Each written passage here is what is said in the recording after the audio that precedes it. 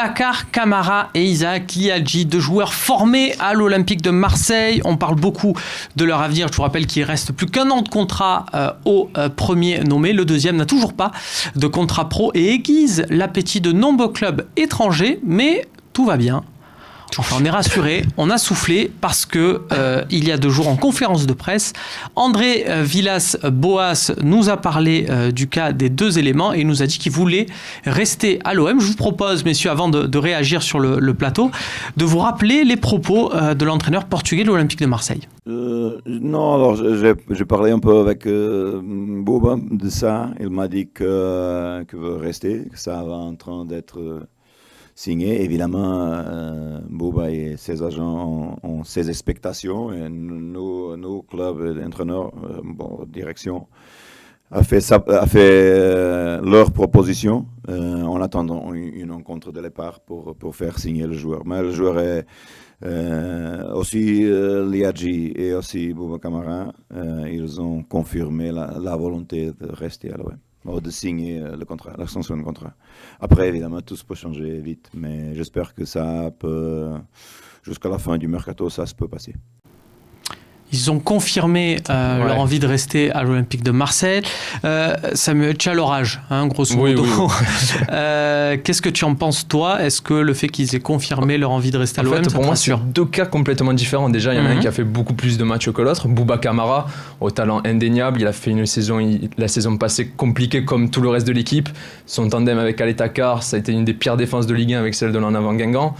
Pour revenir après maintenant sur Isaac Liadji, aussi un talent monumental, il n'y a rien à dire là-dessus. Mais là, selon les dernières nouvelles, c'est un joueur qui demanderait beaucoup. Il demande un contrat un peu plus doré que ce qu'on lui propose.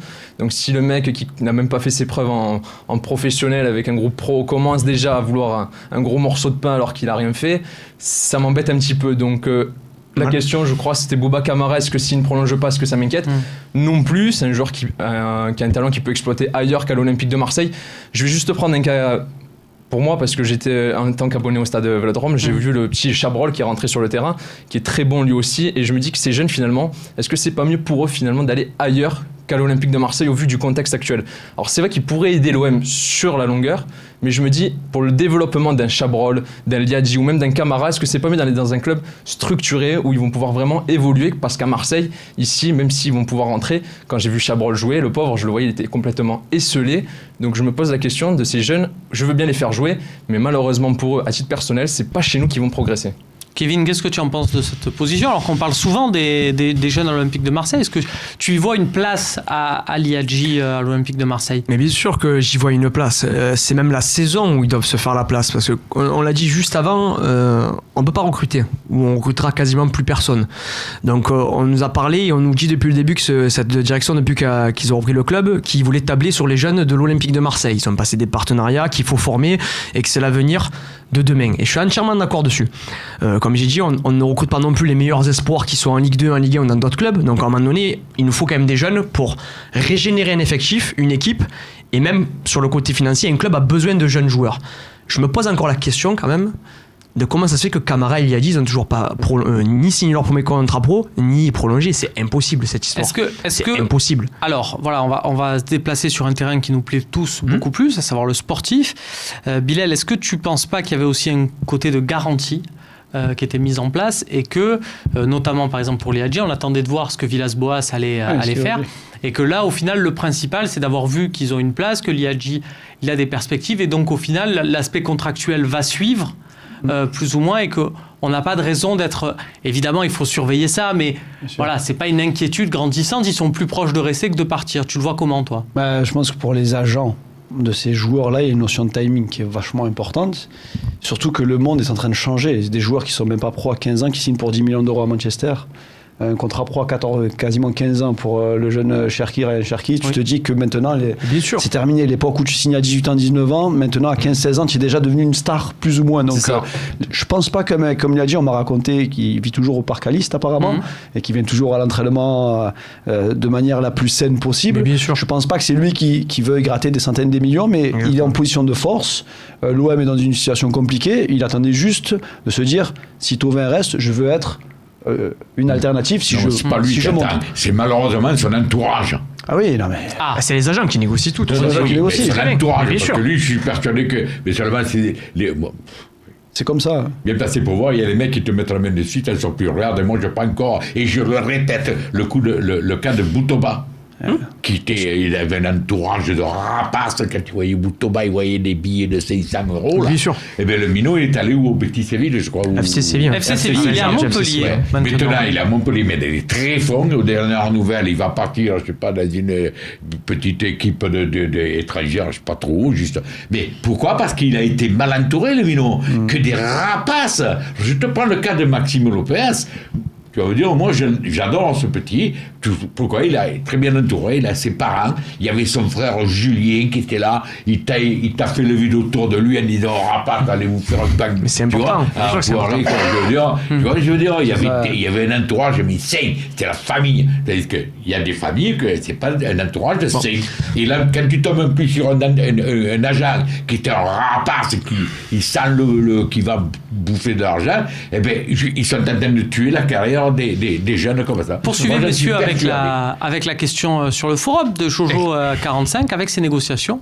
Bouba, très moyen contre Reims, et Liadji sont-ils concentrés sur le foot? Alors, c'est les agents. Alors, ça a de mauvais côtés, comme le dit René, il y a cet aspect opportuniste et pécunier, mais il y a aussi un bon côté, c'est que les joueurs, eux, sont limite tenus à l'écart, ils ne savent même pas ce qui se passe, voilà, pour informer les gens qui nous regardent, et c'est vraiment toute une partie occupée, voilà, surtout quand ils sont très jeunes, c'est toute une partie occupée par les agents. C'est ce qu'ils disent tout le temps. De toute façon, les joueurs, ils disent c'est pas moi qui m'en occupe. Quand ils passent en interview, c'est mes agents. Donc apparemment, voilà, ils sont concentrés sur leur football.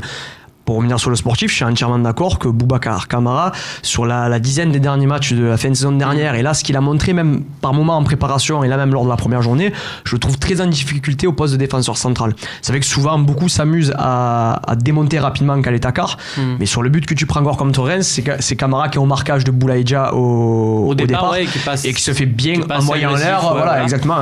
Je trouve qu'il manque d'agressivité. Je vais pas...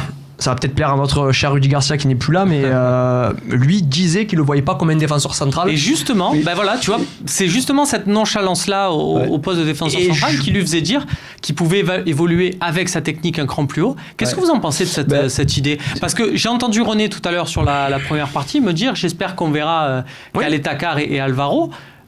Camara pourrait jouer un cran plus haut. Qu'est-ce que tu en penses, Bilal? C'est une idée pour totalement folle. Pour ceux qui ont vu l'Euro, je crois que c'était U21, je crois que c'était cet été, ou U20. L'Euro, il y avait Camara. C'était pareil, les mêmes lacunes que l'on voit aujourd'hui, on peut le comprendre. Moi, personnellement, avec l'effectif qu'a l'OM aujourd'hui, l'OM se doit de jouer dans un 3-5-2. Il ne peut pas jouer dans un autre format et dans un autre système, parce que mecs comme Camara et Kaletakar ne peuvent pas jouer juste à deux, les deux dans l'axe. Ils ont des difficultés. Et je pense qu'avec le troisième espagnol, ce milieu, cette défense à 3, je pense que ce serait beaucoup plus stabilisant pour l'OM, et même tu mettrais quasiment les meilleurs joueurs à leur meilleur poste dans un 3-5-2 avec des latéraux comme Bounassar et comme Sakai sur les couloirs, et avec Payet en numéro 10 dans un 3-5-2 avec deux attaquants. Aujourd'hui, tu as le système pour jouer comme ça, d'autant plus il y a recruté l'Espagnol. Pour moi, Camara... Et tes deux attaquants, ça serait? Ce serait Tovey et Benedetto. D'accord. Donc, c'est osé, hein. Moi, je t'ai dit tout à l'heure... il a testé pendant les matchs amicaux. Alvaro Kaletakar ou Alvaro Camara. Mais il faut que Villas-Boas, ils disent à Camara et à Kaletakar, vous êtes des minots, vous débutez, vous allez écouter l'ancien. Vous êtes aux ordres, c'est lui le patron de la défense. Il faut qu'ils aient l'humilité de comprendre qu'il faut qu'ils progressent. Ils pourront progresser qu'à côté, comme à l'époque, quand il y avait Diawara, il y avait le jeune espagnol qui est parti après à Chelsea, Azpilicueta, que lui, quand il est parti, il me disait... Enfin, voilà, quoi. Après, Vraiment? Moi, Azpilicueta, j'ai adoré ce joueur. Je me souviens, mais tu m'avais pas raconté que tu étais allé... tu avais envisagé quand même le pire. On en apprend avec René. Le pire, ce qui s'est passé, messieurs, c'est au niveau du contrat d'Adil Rami, puisque il est en passe d'être rompu avec l'Olympique de Marseille. On en parle tout de suite dans la troisième partie.